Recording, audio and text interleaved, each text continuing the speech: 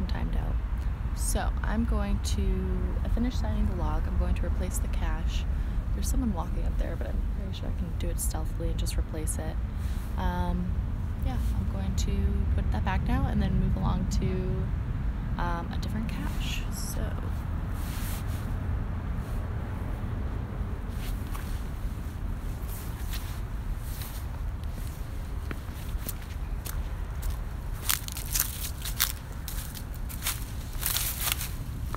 I'm replacing it back where it was, making sure that the next person can still, oh, that's not gonna work, still see it and then grab it. Yeah, that's hidden enough. Hopefully it won't get muggled. Yeah, I'm back, sorry about that. The connection just timed out. Not really sure what happened there, Cactax, but yeah, so I'm replacing the cache exactly where I found it. Hopefully, if you're just someone walking around, you're not looking for it, you look over there, either it'll just look like trash or it'll be hidden by that rock.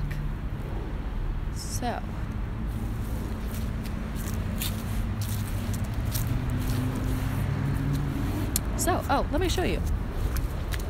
Sorry that it timed out before then. So it wasn't anything of specific particular importance. Let me just put my headphones away.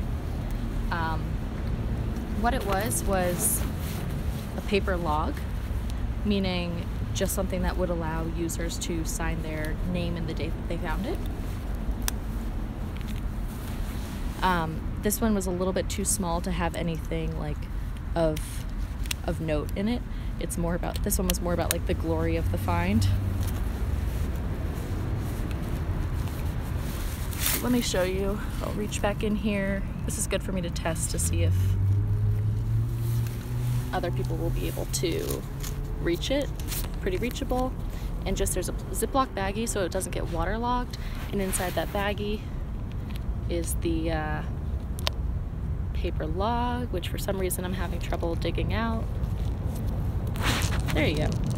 So I just signed my username on the log in here. And we're the sixth person to have found this. It was placed 2 weeks ago, so yeah, so I'll go back online and I will go change that from a DNF to found, which you can see now it's placed in there for the next person to find it. So I'll go log it as found on the website and on the app. That's pretty exciting. When I saw that was placed, I wanted to go out and grab it right away, but figured I'd wait until time for the stream. Someone said on Twitter yesterday, I had never seen this before, they said that instead of logging a DNF, they would log a DYF, did not yet find. I've never seen that before, and it's not something that you can officially log. You would just kind of write a note on the cache log on the website and say, as a note, you know, I'm going back to find this soon, so it's not an official DNF. So, off for more urban caching. Yeah, the reason why the website says they let you log your DNFs and then change them is your DNFs are kind of a reference point for caches that still present a challenge for you, caches that you want to go back and find later. So that's totally okay.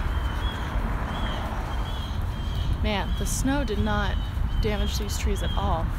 It was really coming down yesterday, between the snow, the sleet, and the rain. Now what? Now we go find other caches.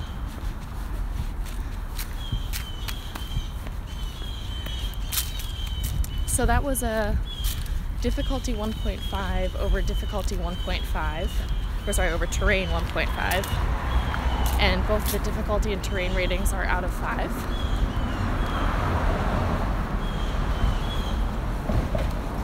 So they're both kind of low on the difficulty terrain scale. Hey, the Verst. Hi, how's it going?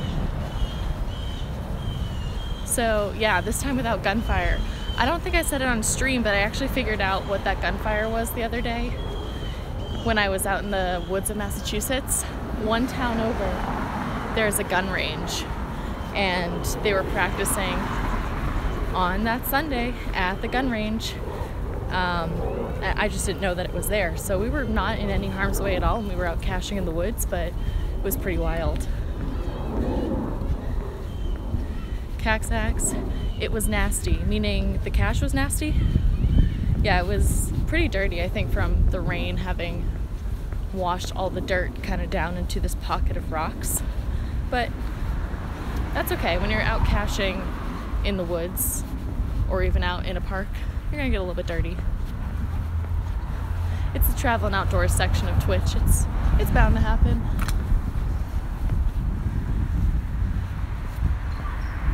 Yeah, it was gunfire.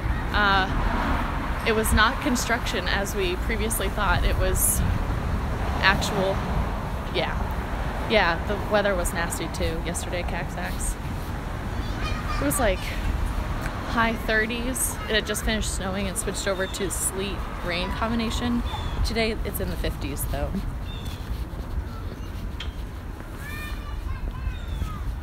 Yeah, what's the weather where you are right now in Indiana?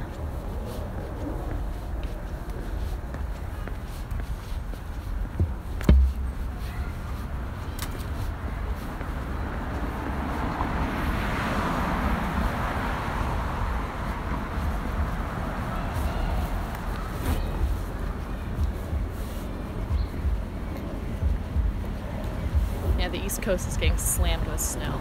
So I'm heading off to a different cache that I actually know is down this side street. There are two down this side street, so I'll take you to those ones. There are a couple others that I want to grab that are sort of in this neighborhood, but something I'm wary of is schools just got out of session, and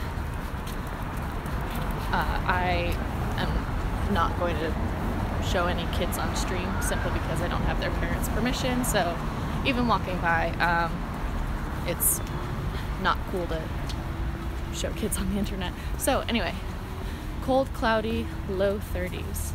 Cool. Okay.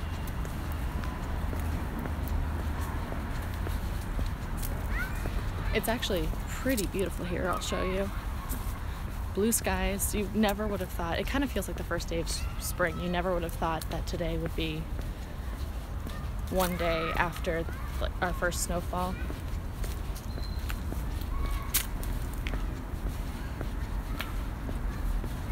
And that's where we were, up in the trees up there in the clearing. That's where the little labyrinth was.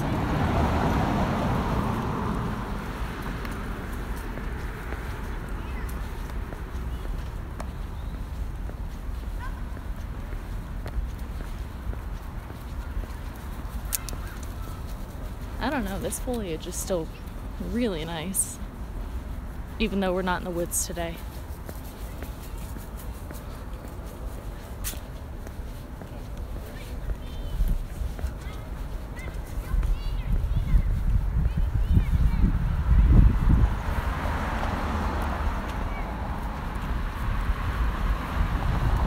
Is it embarrassing for you to talk to the phone?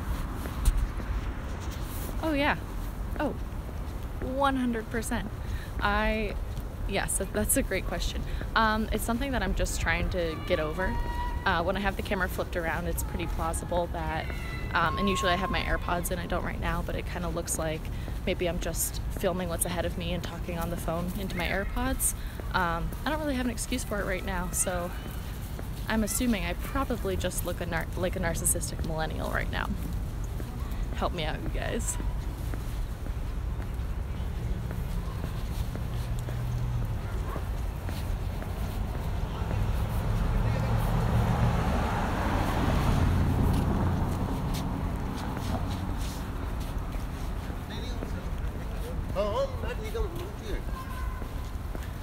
Yeah, my very first stream 2 weeks ago, I was trying to be really stealthy. I was urban caching and only talking really close to the phone and only when there weren't people around. And now it's like, you know, everyone around me is focused on what they're doing, so nobody's really worried about what I'm doing.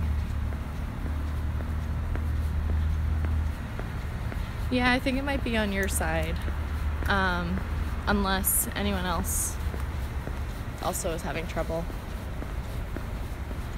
I can put on my AirPods as well, so the sound might be picked up. It might be a little bit more sensitive.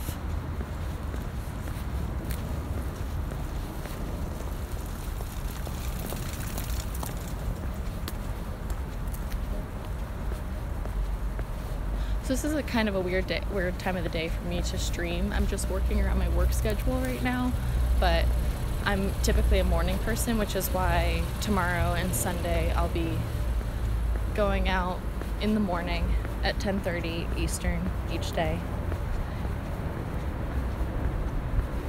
Okay, good. I'm glad people can still hear.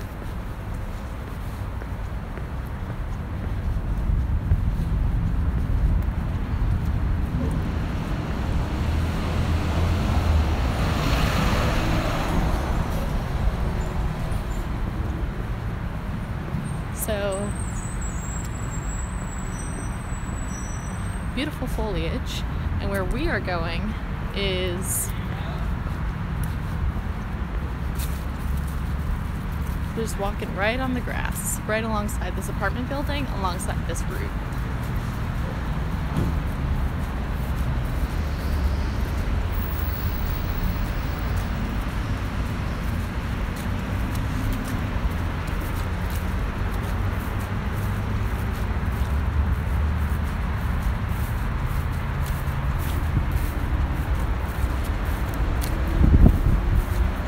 So let's see the difficulty and terrain on this cache.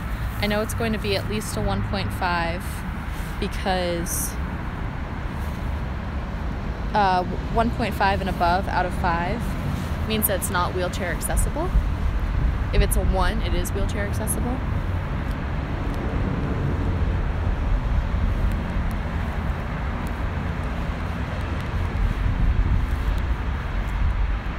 So there's no hint for this. I hate when there's no hint.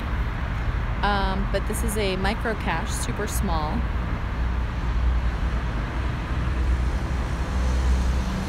No real information about the cache other than difficulty is a 2.0, the terrain is a 1.5, and it's a micro. Would I do this if I weren't streaming? Yeah. I've been doing this for 11 years. So I just started streaming 2 weeks ago to see if I liked streaming, and I do. I've really enjoyed the Twitch community so far, and yeah, I've said on like my very first streams, but I'll say it again, I'd be caching either way. I just thought it'd be fun to bring other people with me and sort of expand my caching community.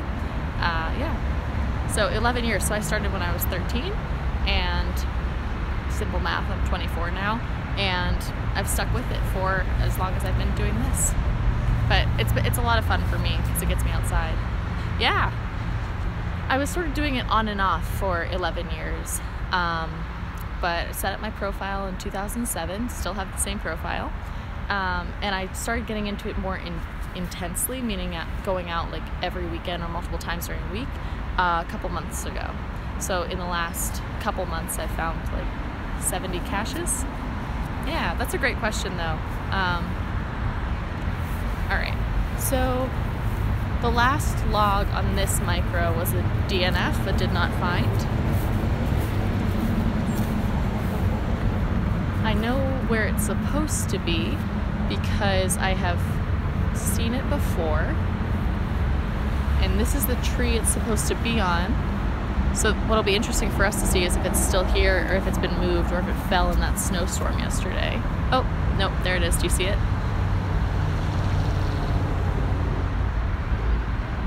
Can you see it there? It's right here. So this is like a traditional micro cache. I've found smaller than this. The smallest I've found are like 1 centimeter long and 1 centimeter in diameter, but it's just hanging from the tree here, not hurting the tree at all. And the log is rolled up inside of it. So I'm glad that's still there. It looks like if the last person logged a DNF, then that had more to do with their ability to find it and not so much with the cache's ability or condition. I love how they just placed it right on the side of a highway. I'm gonna see if there are any other caches that we can access from here. It looks like they're all kind of far away. So I know another one that's kind of close by.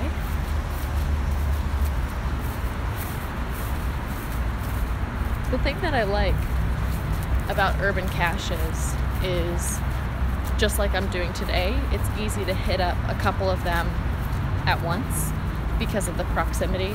When you're out in the woods, you're at the mercy of the trails that you're hiking, but here, every cache has to be placed at least 0.1 miles or 528 feet apart from each other. So to get from one cache to another, you're like at least just 0.1 miles away from each cache. So it's kind of a leisurely walk around the city. I found a lot of interesting places I wouldn't normally go in the cities I've traveled to.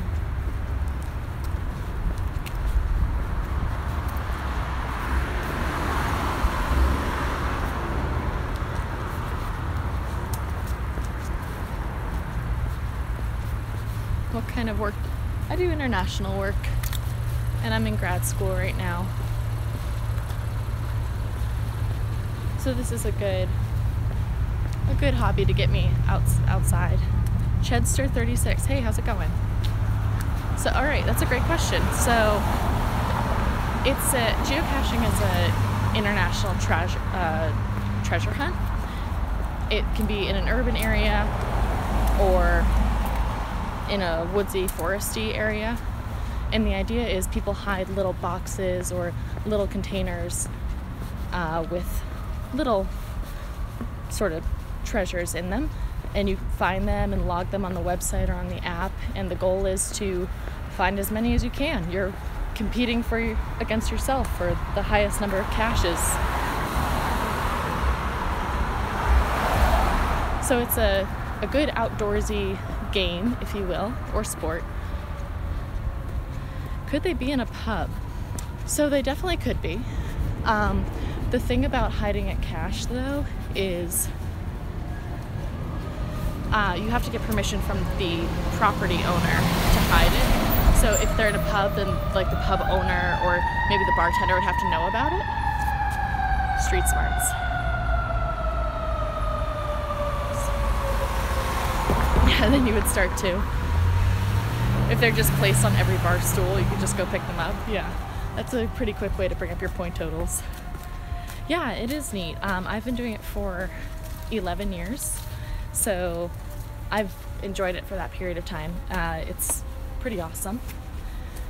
It's a good way for me to sort of add a destination to the hikes that I go on, or when I'm outside just walking around my neighborhood to find new places in my neighborhood.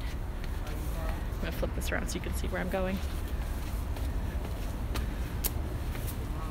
There are over 3 million caches worldwide, and it's run by the company Groundspeak. If you go to geocaching.com, you can find out a lot more about it. I'm not affiliated with the company, just an avid geocacher myself.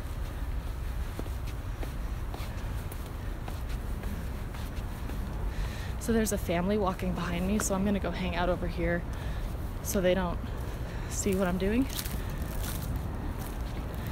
Over 500 around you. Interesting, Waxenthrax. That's a funny name, by the way. I get an absolute kick out of Twitch names. Oh, thanks, Nightbot. Yeah, there are a lot around me too, and when I travel or for work or just go on vacation, it's nice to just look them up and see if I can go grab a couple quick urban caches or go caching in a state park or a national park and go for an actual hike, and kind of add some waypoints to my hike of places I'll stop, places I'll look for a cache. I enjoy it a lot. So they can be as small as maybe a centimeter in diameter, little tubes, or as large as a large metal ammo can. Sometimes they're clearly marked as geocaching game pieces, and sometimes they are not. It's really hard to mark the small ones as small. So that family has left, so I'm going to show you this next cache.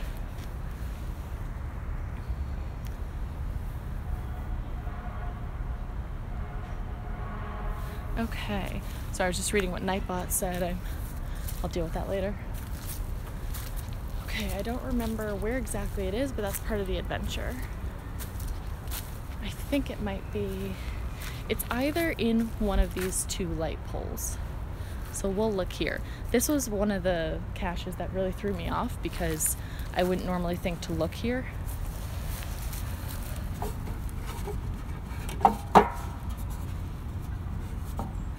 It doesn't look like this is gonna, oh, it might move for me. Do you see it?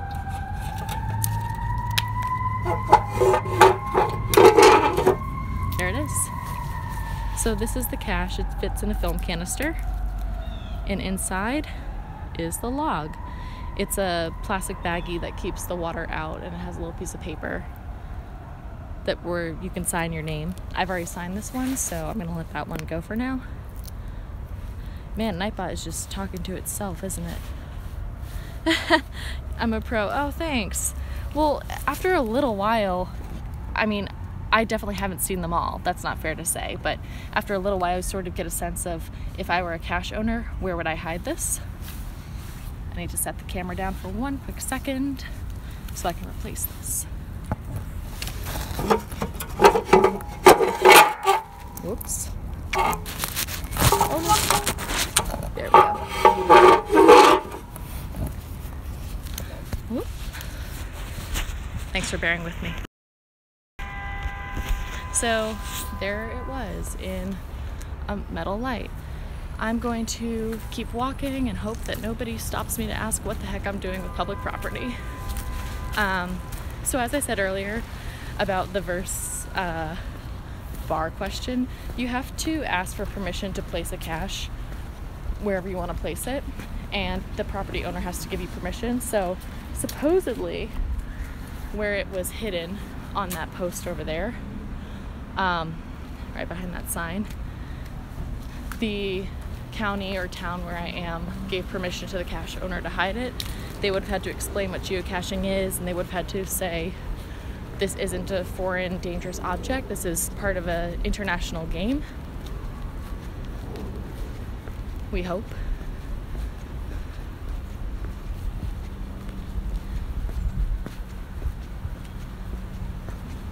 So yeah, let's go find some more. Yeah, I definitely haven't seen every kind of cache. I think the coolest kind I've seen I found on stream when I was in Boston a week ago, and it looks like it's a magnetic nut and bolt that are adjoined, and the log is rolled up really tightly and screwed into the bolt, and you wouldn't know what it was unless you were looking for it. Just turning the camera around on myself because there are kids walking by.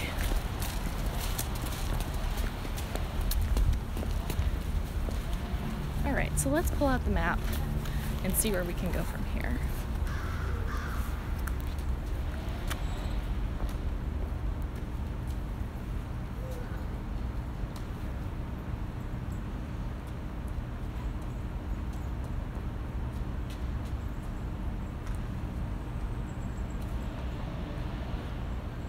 We can head down to one that I have not been to before, but the walk is going to take us a little while, so open up the floor for a Q&A right now if you guys have any questions about geocaching. It's a beautiful day, so I want to take advantage of this awesome weather in November. It's only like in the 50s. If someone wants to hit ! weather in chat, Nightbot will tell us what the temperature is.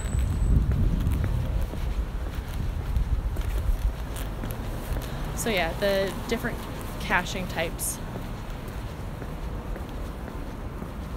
Flip the camera back around. Different cache logs and cache sizes are always impressive to me.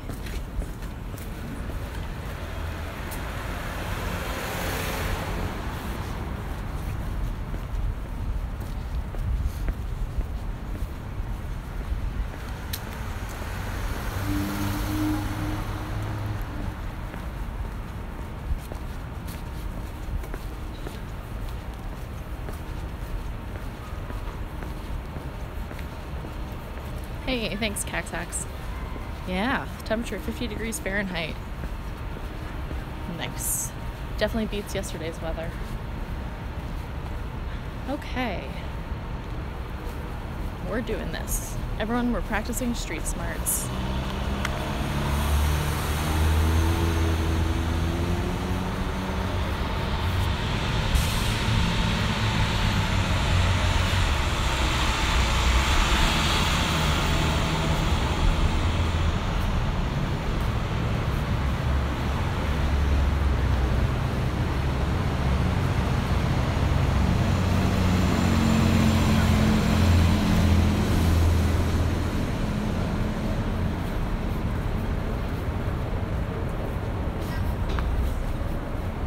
I just thought of the smallest cache I've ever seen is in this area.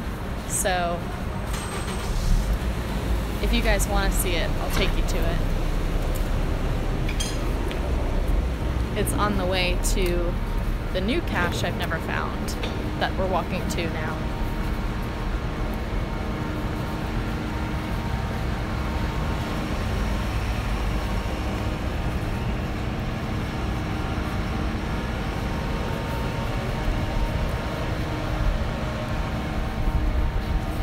Okay, yeah, I'll show you.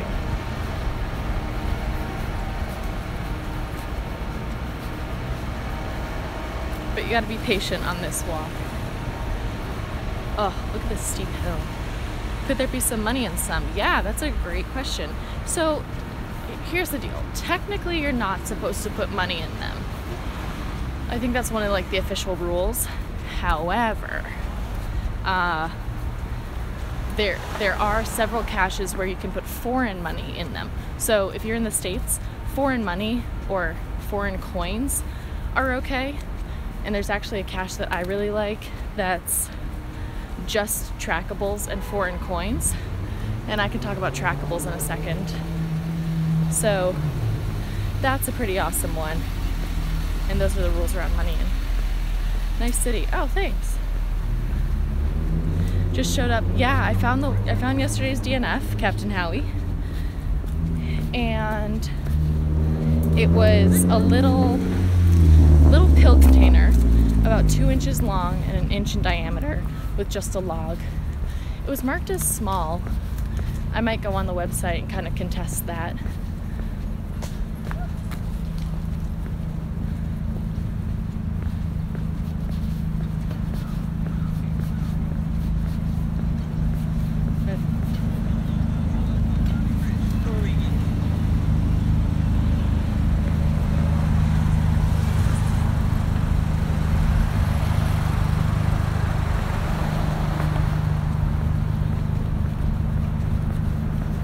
Captain Howie in chat is also a geocacher, so he can help us out with the money question. I've never seen American money in a cache because I'm pretty confident that it goes against the rules of the game, but I have seen a lot of foreign coins. Captain Howie, I don't know if you've seen the same. People do that all the time. It irks me. Yeah, marking the cache the wrong size is an irritating thing for me too, especially because sometimes I'll bring trackables or what I call geo junk with me, and then I don't have anywhere to put it because the cache is too small. Alright, I'll flip the camera back so y'all can see what I'm seeing.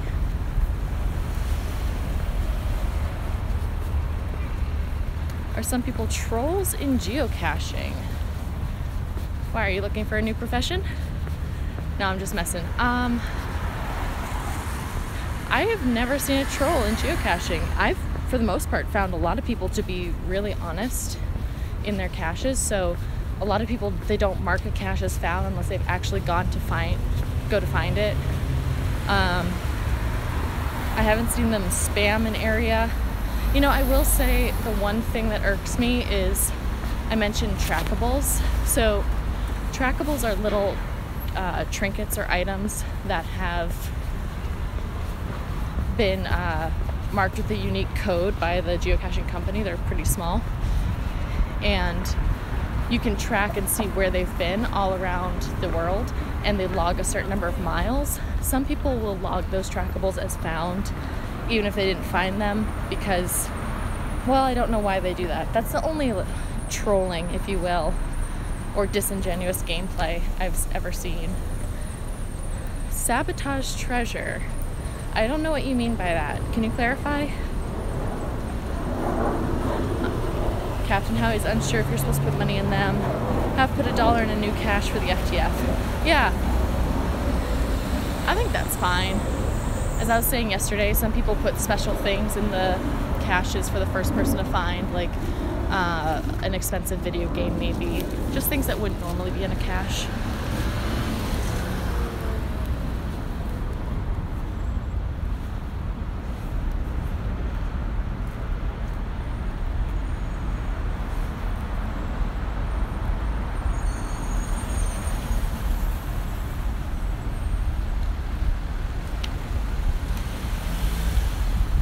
I didn't do anything significant for my cache that I placed for the FTF.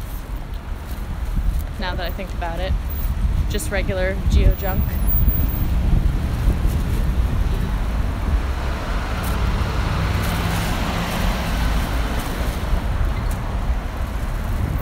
Destroy treasure.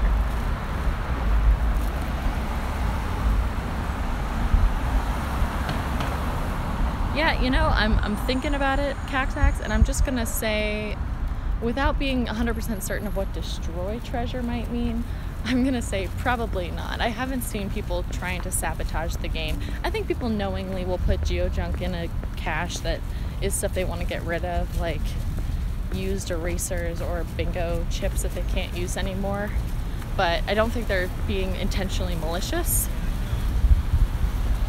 I think they're just looking to get rid of some of their junk. People do sometimes find geocaches that are not caches and do destroy it. Oh, that are not cachers, yeah. Irish pub on the left, yeah, you bet. But trust me, I've scoped it out, and all it has is really good stew. No geocaches. Yeah, so people who are not cachers are referred to as muggles. And when a cache is taken by someone who is not a geocacher, it's called the cache is like it got muggled, or something is getting muggled. But I'll spare you from the Harry Potter politics of being a muggle versus a nomad, depending on which country you're in. No caches in the stout. Well, the only way you know is if you drink all the stout, then you look at the bottom, right? So let's get to stepping, you guys. This will turn to a completely different stream.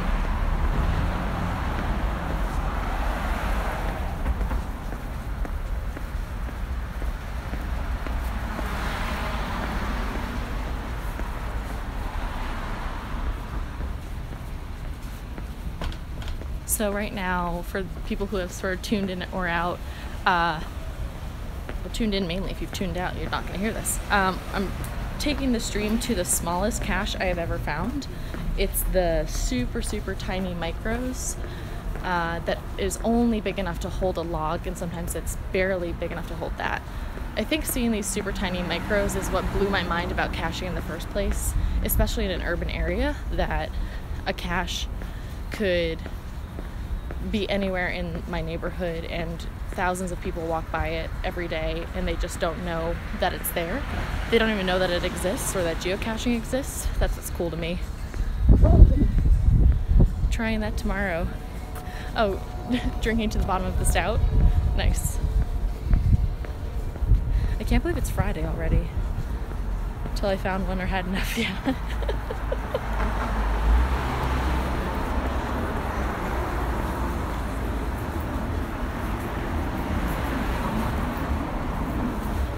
Along those lines, I have seen a lot of people put like punch cards in their caches. So if you've gotten like 4 out of 5 stamps on a Subway card, or, and by Subway I mean the sandwich shop, not like the underground,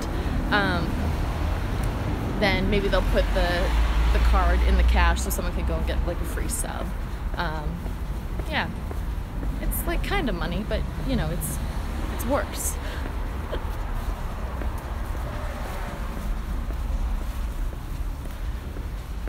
The only reason I'm turning the stream around on myself occasionally is sometimes there are kids who are walking by, and I'm just being cognizant of the fact that just it would be inappropriate to show kids on stream without consent of their parents.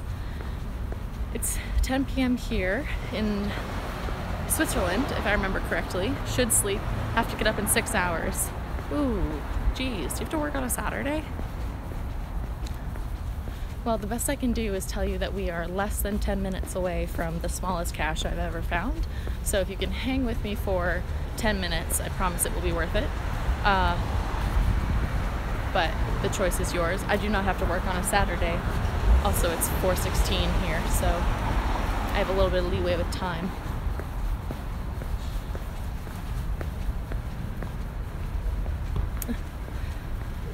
Yeah.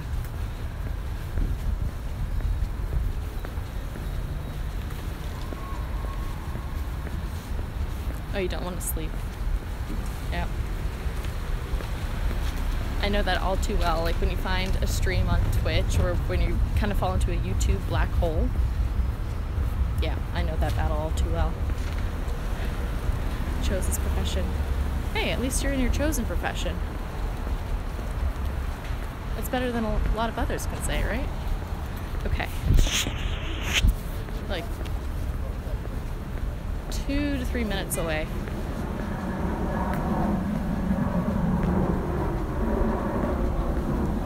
This is a better view than the street. Funny.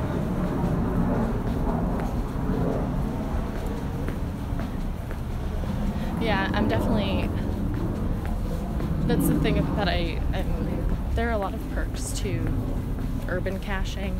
I'm definitely cognizant of the fact that people might be a little concerned when they see a camera pointed toward them, so I try to just be a little bit aware of that. Definitely don't have that problem when I'm out caching in the woods.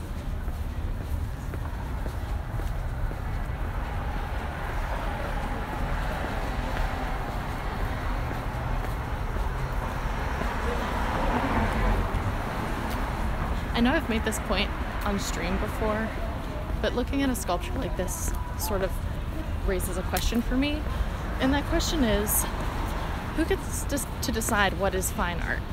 I was in Boston not too long ago, which is where I lived for a portion of my life, and we have the Museum of Fine Arts there. And it's like, who determines if it's fine art? How do you know that's not just the Museum of Mediocre Art?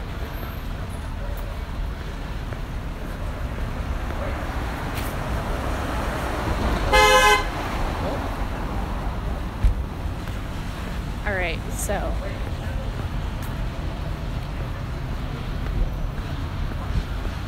if my memory serves, the smallest cache I've found that we're walking to right now. Oh. 14, 13, 12. It's on a bench. It's a magnetic cache on a bench.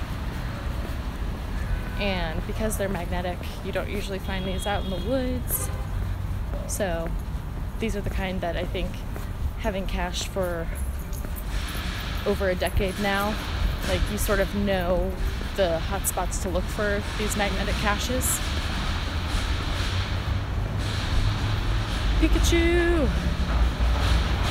Ah, I'm sad you won't appreciate my anti-Yankees banter.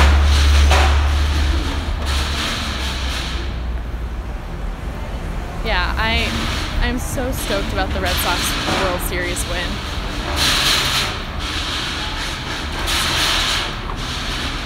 Sorry about the background noise. Alright, we're coming up on it now. I have to be really careful of muggles. Damage done is right. Okay, so... a lot of muggles here. Gotta be careful. This is... so you can see there are a series of benches outside of these restaurants. We just passed a couple. And if I remember correctly, the smallest one I've ever found is on this bench here. So, I'm going to sit, sort of feel around. Good day for a bench group, I guess. I don't remember where exactly it is.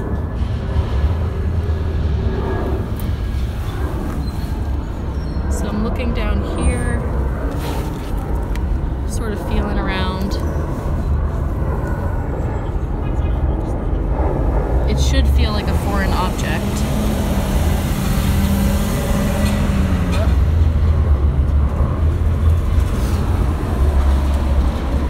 You're an Orioles fan? I can't be mad at that. That's fine. You're an Orioles fan living in Indiana? Okay, I'm not gonna get into it, but alright, respect.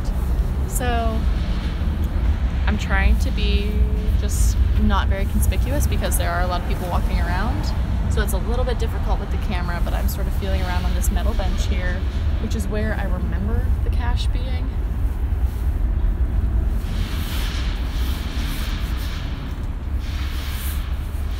If someone sees me doing this who doesn't know what caching is, I risk the cache being taken, which is why it's always good to be stealthy. Okay.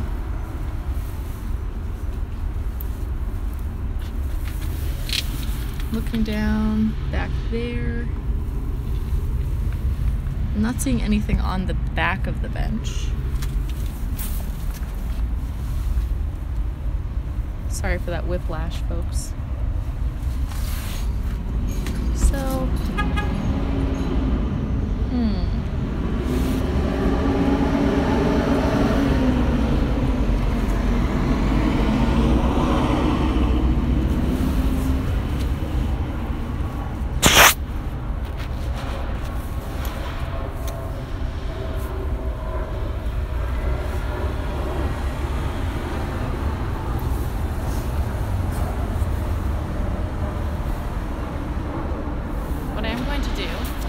is just pull out my phone and see that I'm in the right place coordinates wise.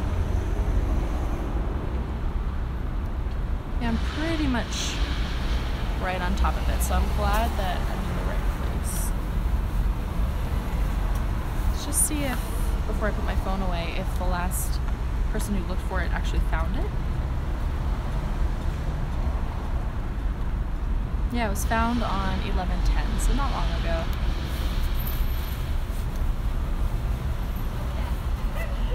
What I need is just like one massive magnet, just lift the bench up so I can look underneath it.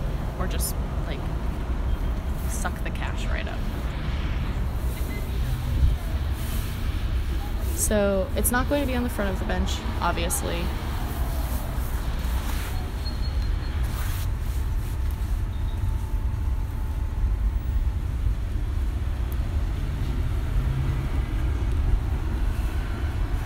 I'm not feeling it on the back here.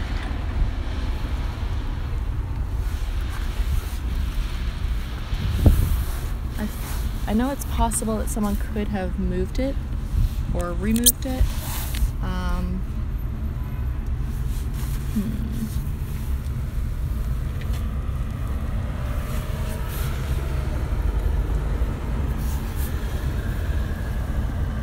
If anybody sees anything, definitely let me know. Maybe there's something I'm not seeing as I sort of whip around on stream here.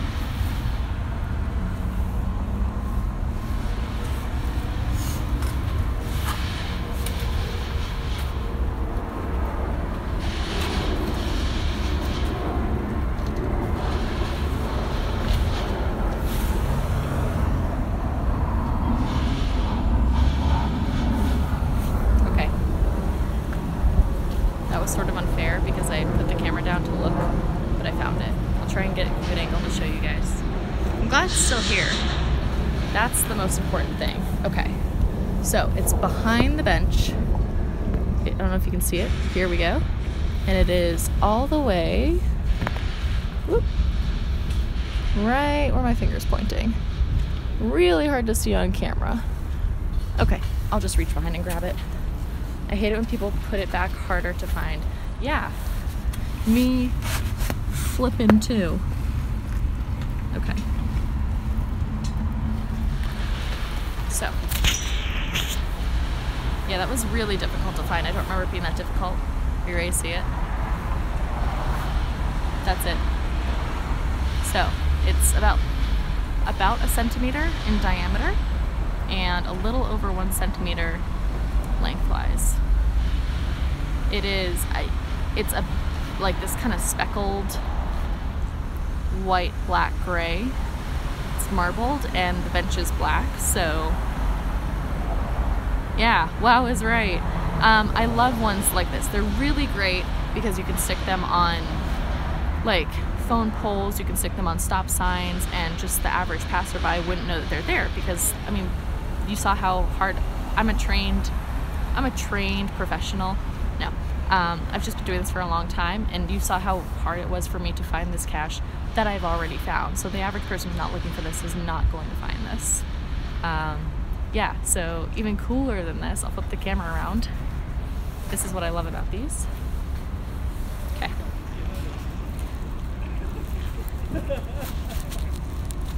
Open her up, just simple twist. You found a smaller nano than that? Oh, will you send me pictures? I would love to see pictures of one smaller than this. And there's the log. It's a rolled up piece of paper. If you take it out, you'll see all these names on basically a scroll.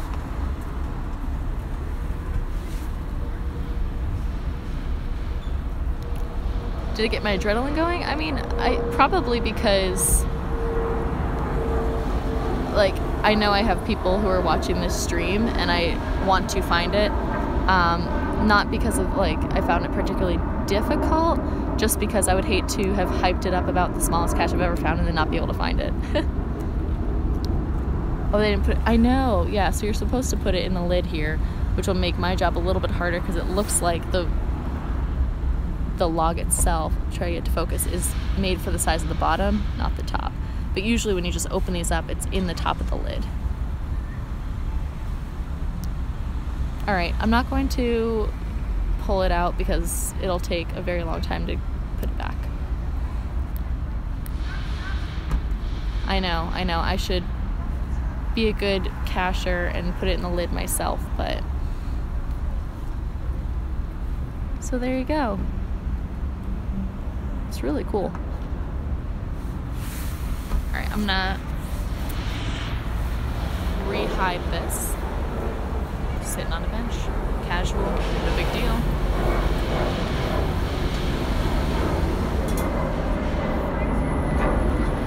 So, I just remembered that the hardest cache, not hardest, among the most creatively hidden caches I've ever found is around this area too. This is the thing about urban caching, right? They're all in the same area. It does have a good finish. Yeah, it does. I don't know if they did that themselves or if they purchased that, but I would love to find a marbled case like that. Yeah. No, I knew what you meant, yeah. So I'm gonna take you and show you another cache sort of on our way to me finding this cache I haven't found. This is among the most creatively hidden ones I think I've ever seen. Subcategory urban, because they get very creative when you get out to the woods.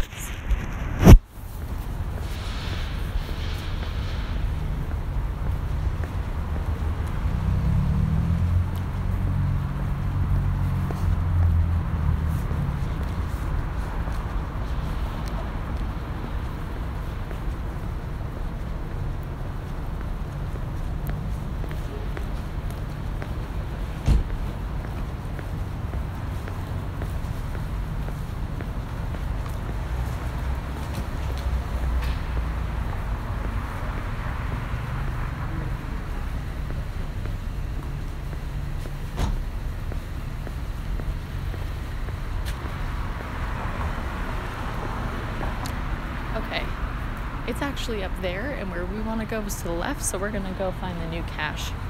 And on a different day, I'll show you the really creatively hidden one.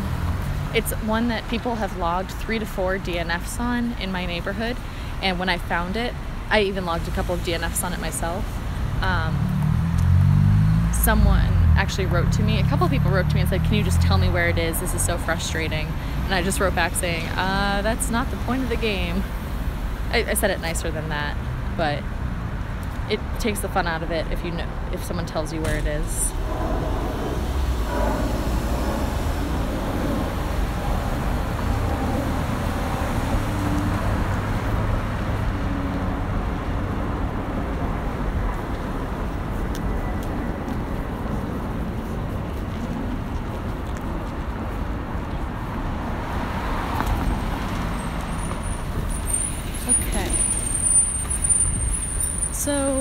good criteria for an adventure is have a loose idea of where you're going, and maybe if we're lucky we'll get just a little bit lost.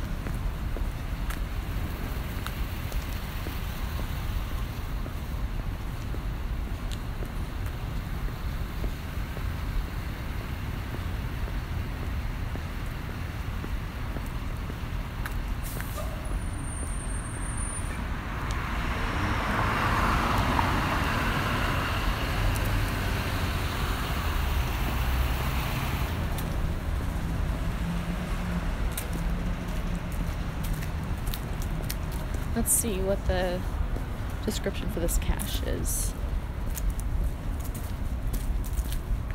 So it's a 1-1 and it's size small. So if the terrain on a cache is listed as a 1, it means that it's wheelchair accessible. So that helps me greatly to sort of know how to navigate to the cache. We know it's not going to be like up in the trees here, for example, because it's not wheelchair accessible. It would be more likely that it would be at the base of this tree. We're still 0.2 miles away from it, so we have a tiny little bit of a walk, but just so we know what we're looking for.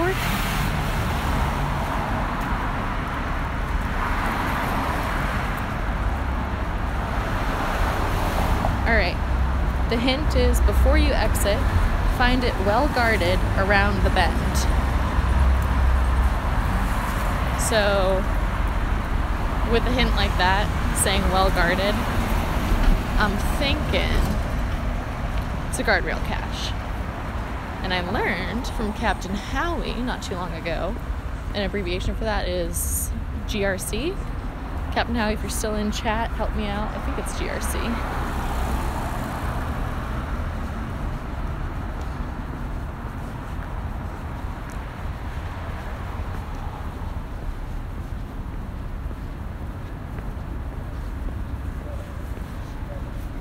If I can get to it by crossing here.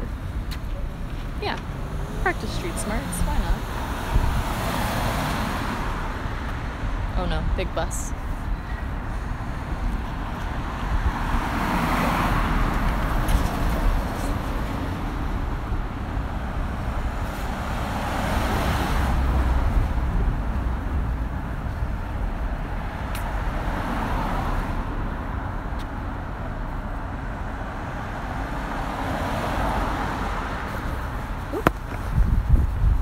Got a very unique shot there. Okay, on our way. Oh, you lost the stream for a little bit?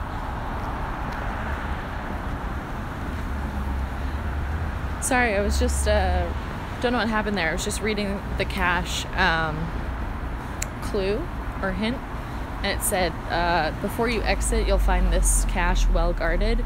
So I'm thinking we're looking for either like an exit sign or something having to do with a guardrail.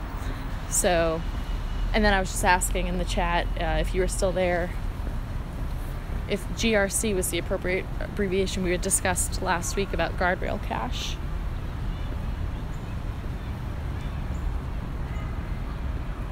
Internet has been hit or miss today. Yeah, that sounds like me every day. I have the Roku stick instead of a cable plan, so not too long ago my internet just went out, and I mean it went out. Like, called the internet company and they were like, we're not sending any technicians out for a while because we know that this problem is just going to have to kind of wait itself out and we're not quite sure what to do about it. So having no internet when you have Roku means you also have no TV, and that was a bummer.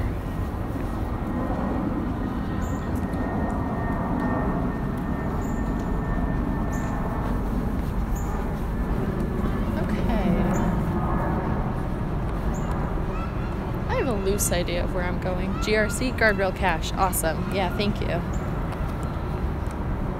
Ooh, that statue over there. Let's go check that out.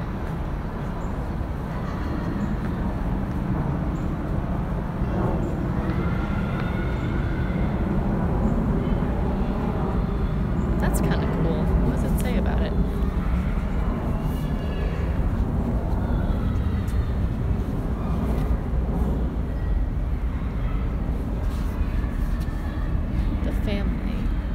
blue stone. Oh, interesting. Yeah. It almost looks like a cairn, kind of the stacked rocks. Hand-carved layers of blue stone. Cool. Very cool. All right. Continuing on to this cache. I'm not really in a part of the neighborhood I recognize, so we're on an adventure. We'll figure it out. Oh, you were thinking the same thing about the cairns? Yeah. There are a lot on Mount Monadnock, which as a New Hampshireite, I'm sure you're quite familiar with. That's one of my favorite mountains to hike.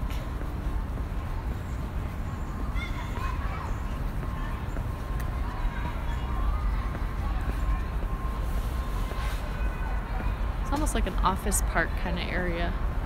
It's very industrious.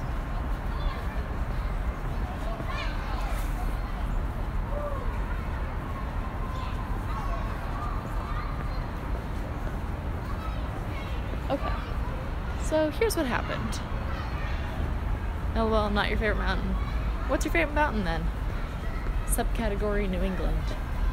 So where I want to be is too busy. Yeah, it's really busy. Where I want to be is down here, down on the street level.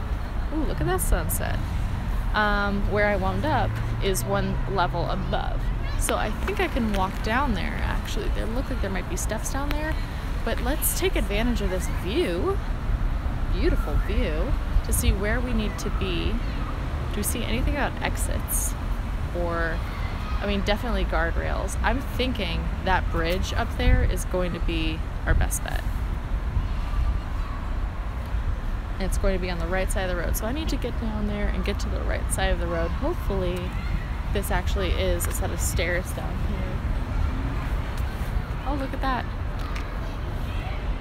Sorry, I realize saying, oh, look at that, and then not being able to show you is not helpful, but look at that sunset. Right there, that's Georgetown University. Okay, on our way.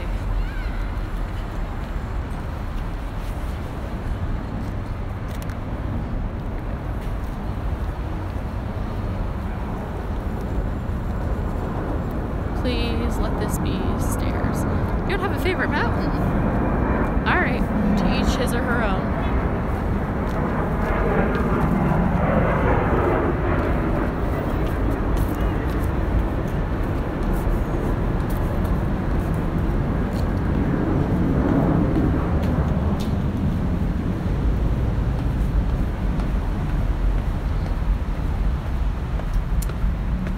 So, I have a question for geocaching viewers right now, folks who are familiar with geocaching. This isn't my question, but why is there a flower bed in the middle of the staircase? Alright. Like in Pawtuckaway State Park. Over 300 caches? I have never been there. I'll have to put that on my to hike list. So, my question for those who are cachers or have been for some time is someone on Twitter told me that when they look for a cache and they don't find it, instead of logging DNF, they will log not DNF, what was it? NYF or DYF, like didn't yet find or not yet found. So my question to you is, do you ever log a DYF or NYF? My opinion on that is, like, technically all caches that I haven't found are DYF, didn't yet find or not yet found. Like, I don't know. Maybe I'm just being a curmudgeon about it.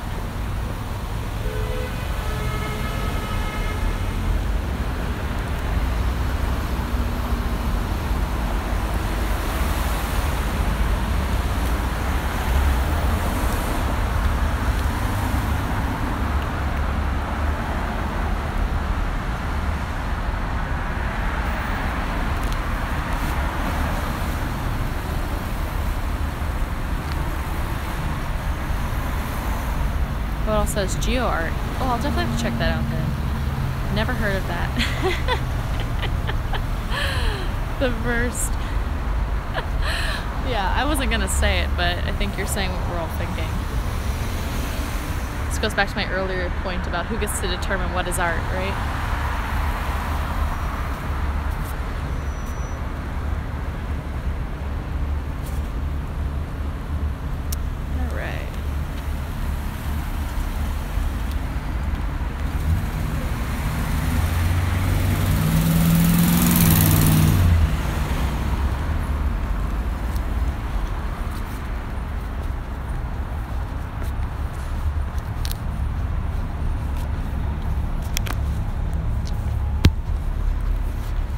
Alright, we got a good charge going.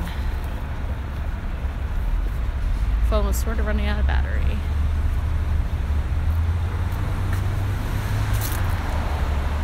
Yeah, if other cachers haven't heard of DYF or NYF, I'm just gonna sort of choose to believe that that's maybe one person's way of playing the game.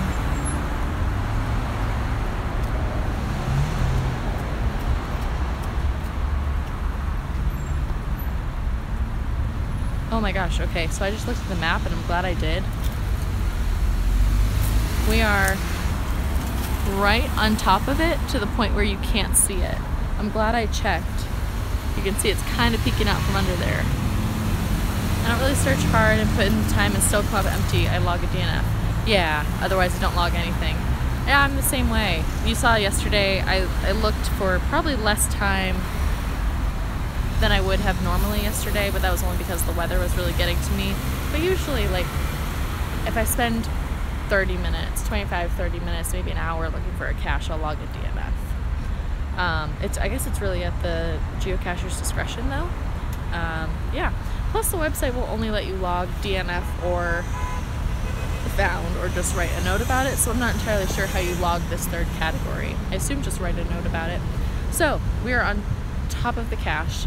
I'm being wary of how many people are walking by, biking by, and driving by because it is rush hour. But let's see if I flip the camera around. We think it's in a guardrail because the hint says something about being well guarded. Okay, I see it. See it? It's right there. So.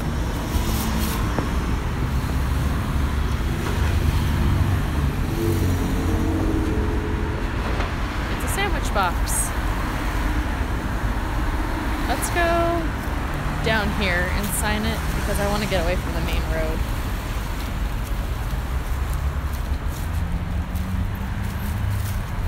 Okay, so this is the cache. It was in a guardrail along this very busy road just outside Washington, D.C. There is, a couple of big thick logbooks, little notebooks, and a trackable. Not going to show the tracking number, but this is the keychain attached to it. Nice, I love a real small on GRC. Yeah, me too. They're pretty neat for urban caches. So this is the trackable, and I was mentioning trackables earlier are little items. You can see this is just a little token with a ascribed code from the company, and you can see where exactly the trackable has been all around the country. There is a lanyard and a little smiley button, and then some instructions about what geocaching is. So I'm going to sign the log. I'm going to take the trackable because I'll be up in Massachusetts soon, so I can take that and log some serious mileage on it, or just go home and see what people say about the trackable and what its goals are. I didn't even know there was going to be a trackable in here, so that's a neat little surprise. Let me grab a pen. I would love if they could keep a tiny little golf pencil in here.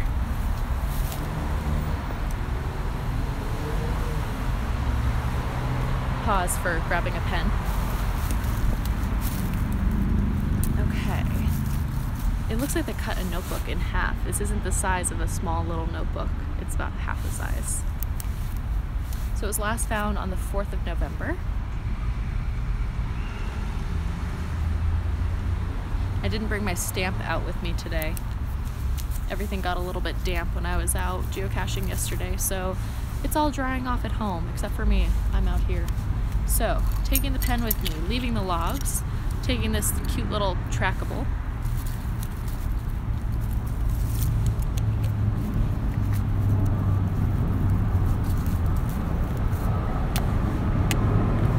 So now I have 2 trackables with me that I'm moving around. One I took from Massachusetts that I'd like to move to the DC area because I'm here, and one that I'll take from the DC area and move back up to Massachusetts. I'm going to put this back.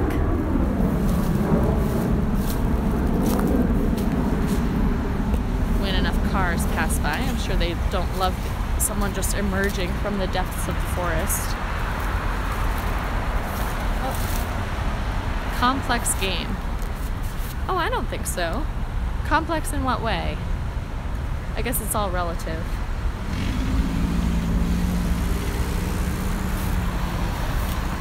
So I'm gonna put this back.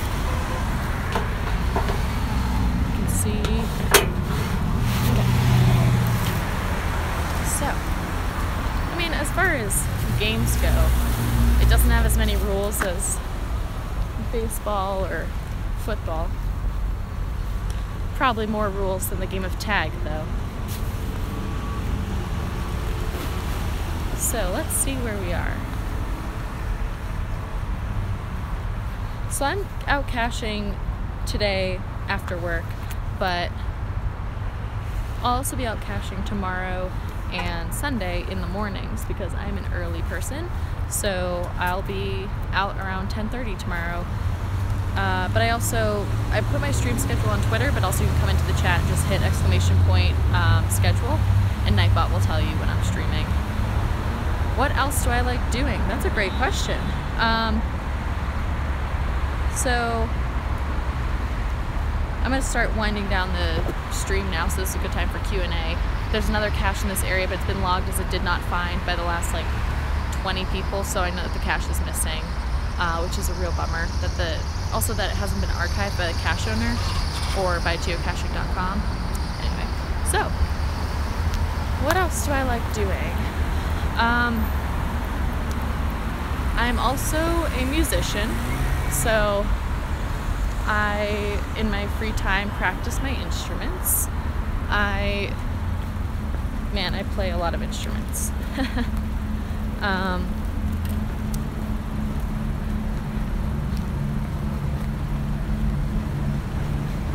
And then, as I mentioned, I work and I'm an academic as well, so I have a lot of stuff I like doing, but I don't think anything can beat getting outdoors, hiking. I have a dog who occasionally I'll take geocaching with me, but he gets a little bit skittish in urban areas. He definitely needs some more leash training, so I like hanging out with my dog. And then, you know, the obligatory Netflix show every now and then. Which ones? I'm assuming that's in reference to instruments.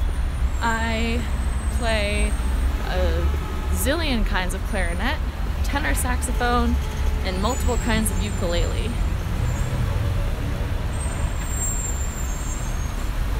Will I stream that? Just convert this into a music stream? Maybe. I mean, it never really gets cold enough in DC or Virginia for me to not go outside, so the only reason I could think that I would music stream is if it were really cold out and I really couldn't go outside and go caching, and I was really strapped for content, like really strapped. I don't know if I'm skilled enough to be among the music streamers. It's more of a hobby, side passion, stress reducer than a career path.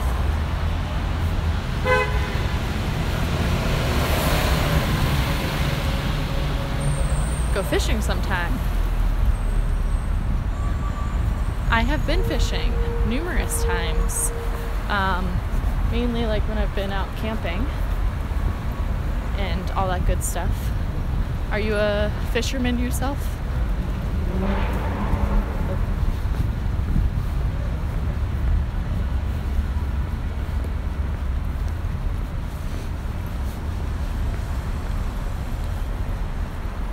Another sculpture up there.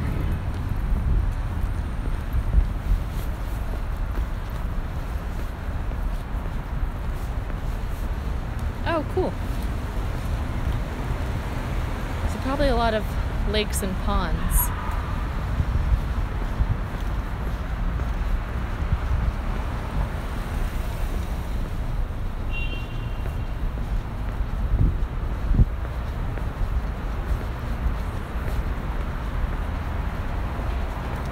A lot of the fishing I've done has been in the ocean, just because of growing up on the East Coast. What I do want to try is metal detecting. Maybe, I don't know if you guys are familiar, but John O'Tone's stream has like inspired me in the travel and outdoors section, so maybe I'll see if he's up for like a geocaching metal detecting collab.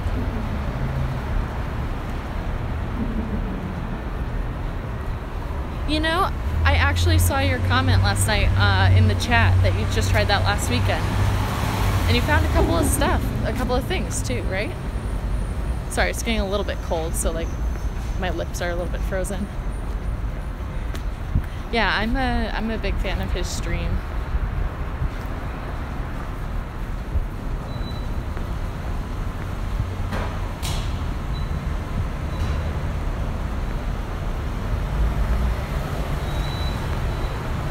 But one day, mostly junk now, but one day, you'll find a gold bracelet or a golden ring, right? So, do I still have my fishing tackle? I don't think I do. I think I had one of the children's rods, so I definitely outgrew it. You know, the ones that were like 2.5 feet long. Practicing street smarts, gonna run across this. Could only wish, yeah. Especially because gold is at like a high right now. It's one of those things that fluctuates. But, you know, value is determined pretty much based on what someone's willing to pay for it, so now would be the time to find something gold. That's where I'm going with that. Look at the side of this building.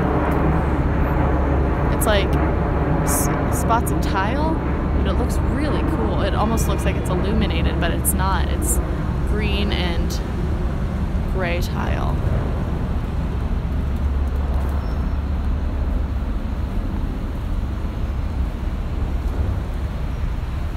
Have I ever done a 5 terrain cache?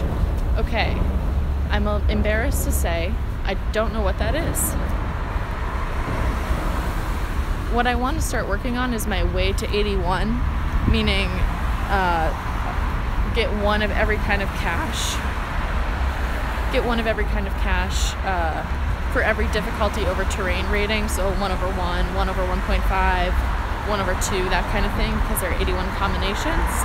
So that's my interim goal, I would say, as far as geocaching goes. But oh, 5 terrain. Okay, I thought it was like a challenge, like the decathlon of geocaching. No, I've never done a 5. The highest I've done is a 3.5 or a 4. Yeah. Do I have Discord? I do not have one set up, but that has been, as I'm slowly building this, that's been one of my next things to create. So when I create one, I will announce it on stream and I'll tweet it out and put it in the channel section. In the interim, I'm just announcing my stream schedule on Twitter at Geocaching Gal, so the same name that I use for Twitch. Oh man, the traffic is nuts. So yeah, I'm kind of winding down the stream, just sort of doing Q&A stuff. It's still pretty light out, which is good. I'm sort of up against whatever the sun wants to do as we get into the winter months.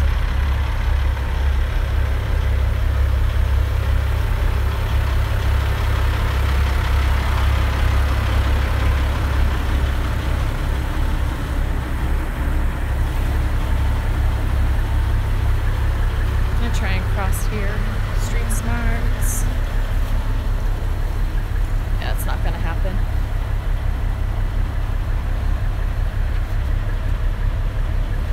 A guy hanging out on the zebra crossing. Not cool. Oh, you can see Watergate from here. The famous Watergate Hotel is right, whoop, there.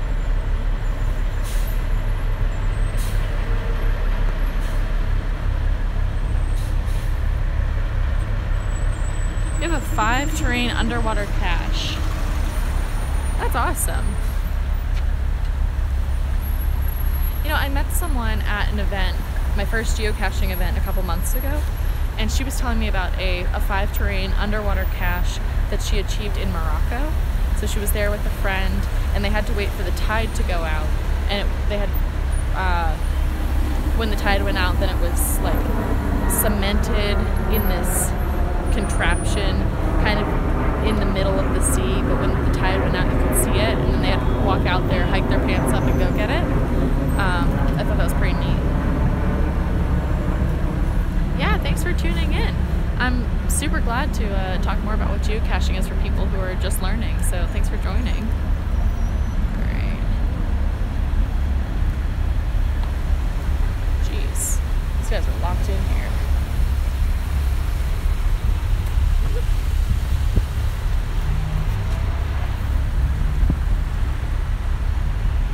In the butt. It's hard to keep them dry.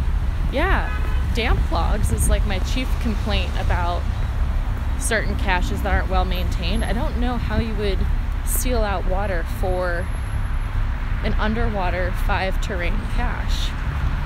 I think when I think of high terrain caches, I think usually of like just having to scale the tree.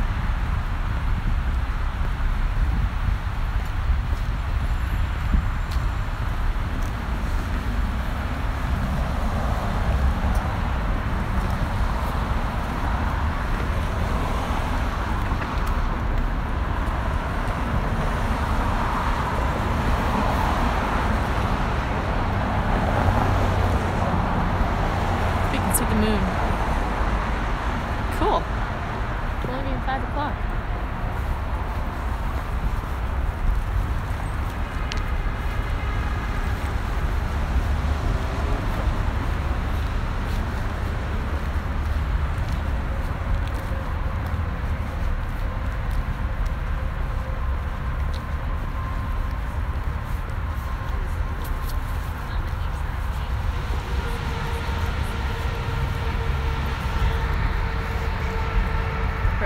Put some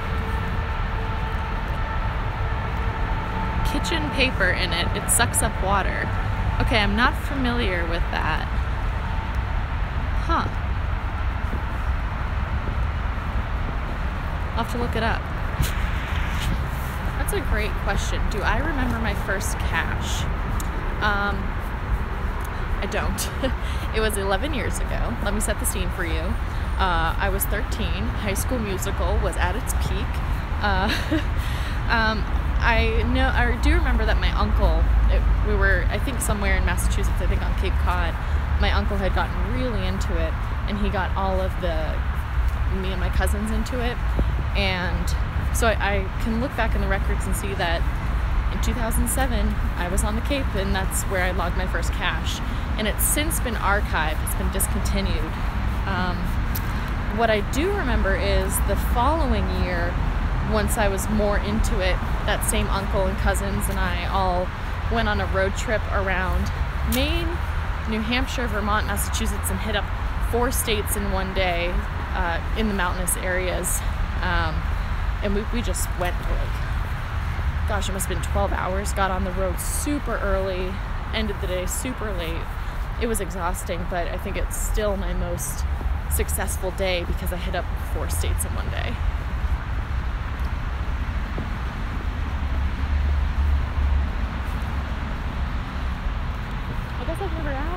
for Captain Howie, but for how long you've been caching, and if you remember what your first mine was. Yeah, no, it was awesome.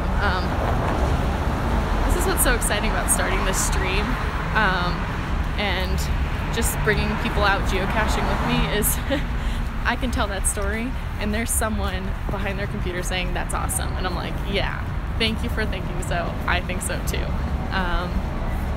Yeah.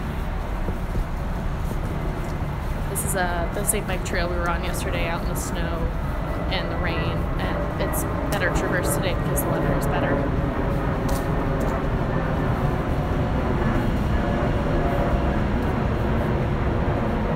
So yeah, at present I don't have a car, so that presents an interesting challenge to geocaching. So I'm either walking everywhere, biking everywhere with a friend or family member who has a car, but at some point I'd like to get a car so I could drive out to the less urban areas and do some more hiking caches like I was able to do this past weekend up near Massachusetts, in Massachusetts near Boston. But nothing wrong with walking everywhere. It's healthy. Show you what I'm looking at. Some foliage that has not quite turned yet. Some that has.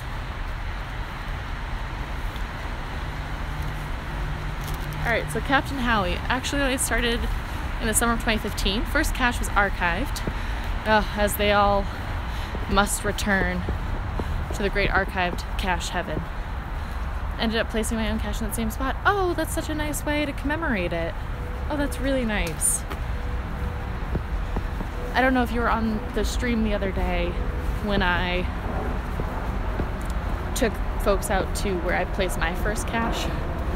Also, side note, these scooters are really popular.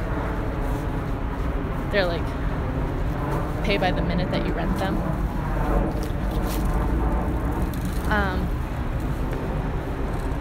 So anyway, I took people out to where I placed my first cache this past weekend on stream, and I just placed it in September, and despite all the rain we've had, surprisingly, it's not waterlogged, so that was pretty awesome. I'm sure I'll be out there on stream again at some point, just checking in, doing regular maintenance like a good CO or cache owner. Have I ever had a car? Yeah. My first car was an old red Ford pickup truck. That was just one that my family had around. But then I went to college in Boston, as I mentioned on stream before, and now I live in another urban area, so I haven't needed it. Public transportation has been, well, it's been public transportation. It's there. Yeah, so I haven't had a need for it until recently when I got back into caching. I'm like, at some point I'm going to run out of caches in my direct vicinity that I can walk to, basically. Yeah.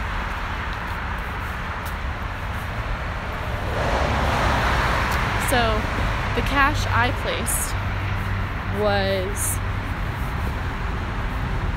it's rated a 1.5 over 1.5. It's not difficult, but it's a small pill container wrapped in duct tape to disguise it color-wise, and that's actually kept the cache from getting waterlogged, which has been a godsend. So for any people who are thinking about being cache owners out there and placing their own cache, definitely I recommend that. Anything with an interlocking mechanism to keep a cache from getting waterlogged is great. I think they recommend that you find around 30 caches on the geocaching website before you look into placing your own cache, though. And that has everything to do with knowing what makes a good find, what makes a good hide, what's too easy, what's too difficult, what will weather the storms and what won't. So the cache we were looking for yesterday on stream was a 2-inch pill container, and it was hidden in between two rocks that were kind of teepeed. I don't know how else to describe it, but basically they formed and they kind of made a triangle. And the cache held up in that little rock hut, but it wasn't accessible in the snow, right? You'd have to sort of dig it out, and I didn't bring a shovel for caching.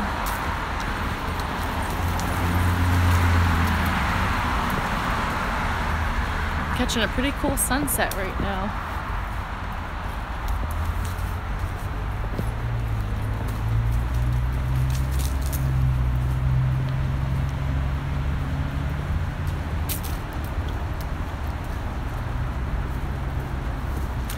So yeah, streaming again tomorrow at 10:30 Eastern, and the day after that, 10:30 Eastern. Not sure where I'm gonna go yet. I'm sort of thinking of going actually into DC proper. So can either hit up a bunch of virtual caches or some actual traditional caches like we found today. Virtual caches, for those who aren't familiar, they're basically like when you need to take your picture in front of, let's say, in front of the White House, because there's no way that Secret Service would allow you to. It's kind of getting at that dusk hour where you can't see cyclists coming up behind you, so they're dinging their bells. So, like the Secret Service would not let you to place a foreign object on the White House grounds, obviously. So there are a couple virtual caches where you just go and take your picture in front of the White House, prove that you were there, send that to the cache owner, and then you can mark it as found. They're not as exciting, I think, as hunting around looking for the coordinates of something, but I understand why when you're placing a cache you need cache owner permission, and the National Park System, for the most part, isn't going to let you place traditional caches on the National Mall. For understandable reasons. I get it. Do I have a favorite cache? I do. I would say mainly it's based on creativity. And I will definitely go out on stream at some point and show you. It's here in Virginia.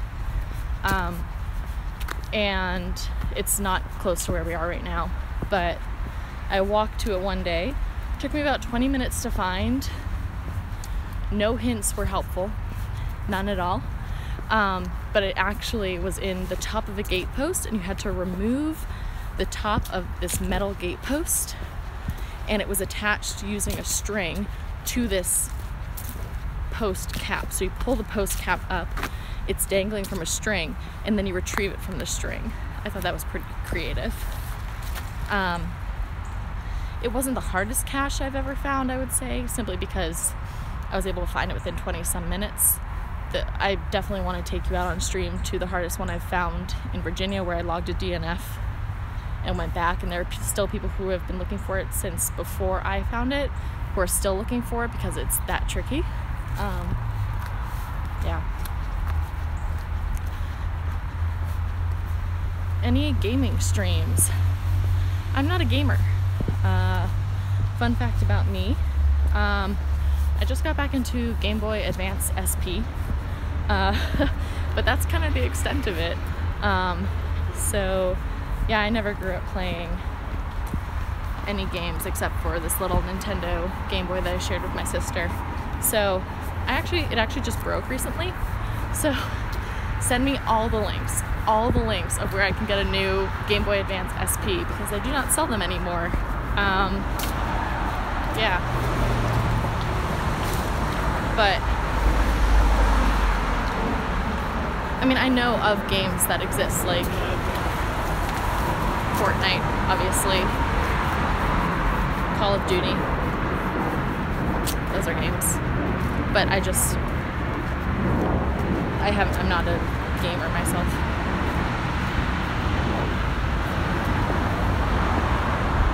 So kind of winding down here. Probably within the next. Oh, that's cool. I don't want to stop on the bridge, but the way the light is hitting those buildings is pretty cool.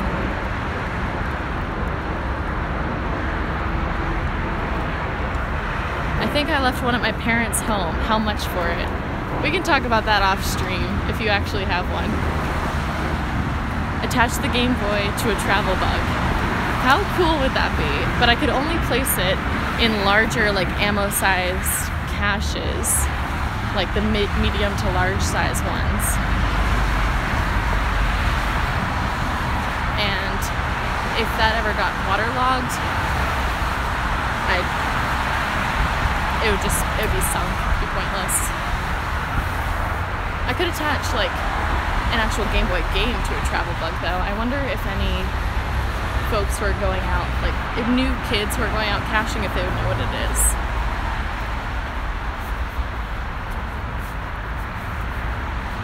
So yeah, probably in the next 2 to 3 minutes, I'm gonna hop off here. Have to go feed my dog.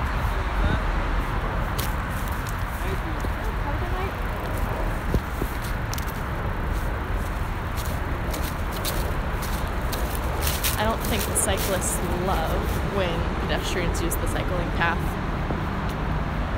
Found an old GPS attached to one. Seriously? Attached to a travel bug? You know what conversation we should be having is coolest travel bug you've ever found. The one that I found today, let me pull it out and show it again. This one's pretty cool because it's pretty solid. It's a keychain of like a Mayan or an Incan statue. It's like, it's not pewter, but it's heavy metal like pewter. That's pretty cool. I found a lot of stuffed animals with trackables attached to them. Yeah. Those are pretty cool too. An official Jeep travel bug. Okay, I read that Jeep partnered up with Groundspeak, the company that runs geocaching, to place official Jeep trackables. You actually found one? That's really cool. That's really, really cool.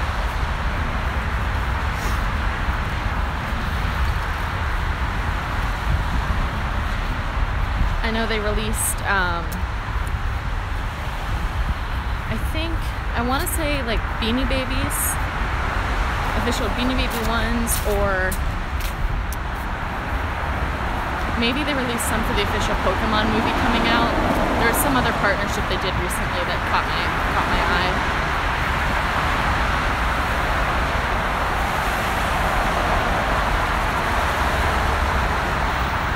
I want to see if... Sorry, I'm going to, for 1 second, see if I coded this properly. Nope, I did not. That's good to know. There are a couple of these Nightbot reminders, notifications coming up that I'm just now realizing I need to recode properly, so just gotta get out and do it.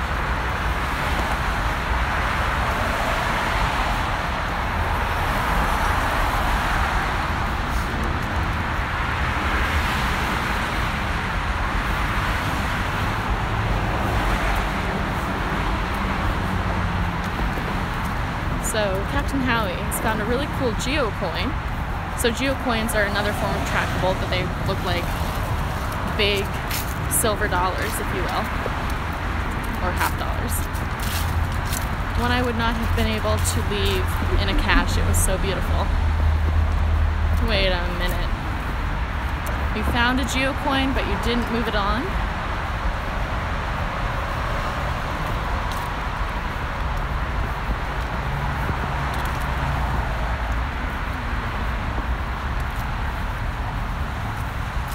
The thing about trackables, unless they say specifically that they're collectible, is for people who don't know about trackables as part of the geocaching game, is you're supposed to move them from cache to cache because nobody really owns them. One person will place them, and sometimes they'll try to get them back home, but they really belong to the geocaching community at large because a lot of people are invested in the future of these trackables.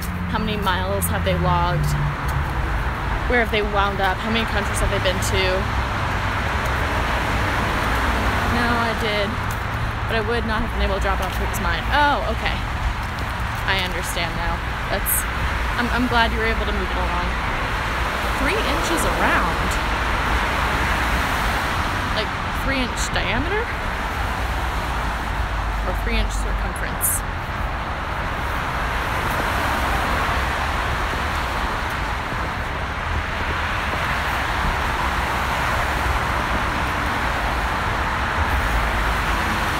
Man, we are really competing for the remaining light in the day. And there are those buildings again. It looks like they're lit up from the inside, but it's 100% the remaining light bouncing off of them.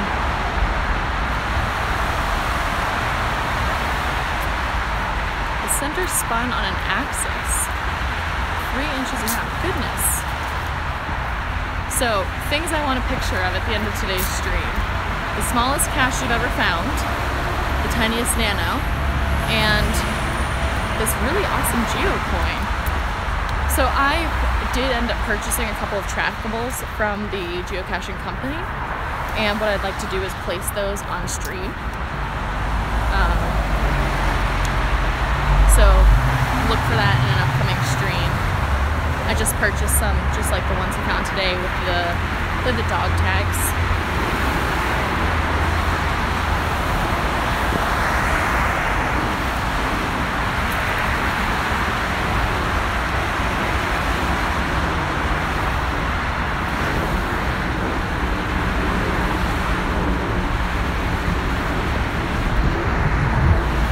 Something I just learned is, and sorry about the background noise. Yeah, now I have 2 to drop myself, so I'll need to prioritize moving those along before I place my new ones. Something I just learned is people get tattoos for geocaching called trackable tattoos. I didn't know that was a thing, but I think if that's your cup of tea, that's really cool.